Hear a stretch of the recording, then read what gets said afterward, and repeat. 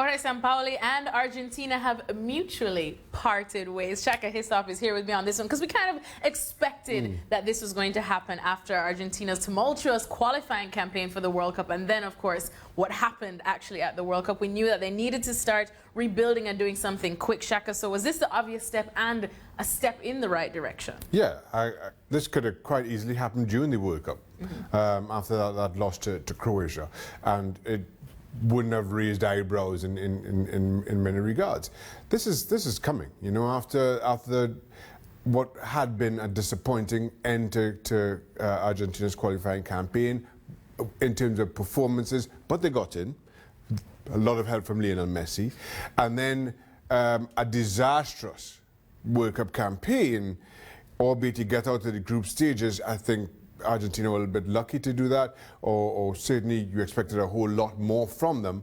But to lose to the eventual champions. Yes, but still, you expected more of a fist. I mean, friend of mine who's an Argentina fan was pointing out that Argentina lost to the two finalists in their two losses so far this tournament. But you expected more. When you see that squad, when you have Lionel Messi, when you have the luxury of living Icardi at home, you expect more. And yes, we knew coming into this tournament that Argentina had their issues defensively. Yes, Sergio Romero was out of the squad, even though he had a lot to say about that exclusion during the course of the tournament, where he felt he would have been fit at least for the second game. You would have preferred to have Sergio Romero to call on in the final group stage game and indeed knockout stages. So Jorge Sampaoli has to shoulder a lot of the blame here. And as I said, had this happened after the Croatia loss, I don't think it would have surprised too many people. It happening now is a foregone conclusion. All right, so where do they go from here now? Because we know that Peru's Gareca, he's out of a contract now at Peru. Word is that he is one of the favorites to take over. But how much rush did Argentina put on this to secure a coach now? Well, Argentina have a lot of issues, right? And I'll get to those issues in a minute. But I think Gareca is a good choice. It's a safe choice. When you look at how Peru played, absorbed pressure, good on the counter-attack, and this is a Peru team that did not have, and probably in their history has not had the kind of talent to call on that Argentina does. Whether Lionel Messi stays on or not, this is still will be a very talented Argentina team. Gareca took this, as soon as he took over Peru, got them to the semi-final of Copa America, took them up 36 spots in the FIFA rankings in the last 2 years.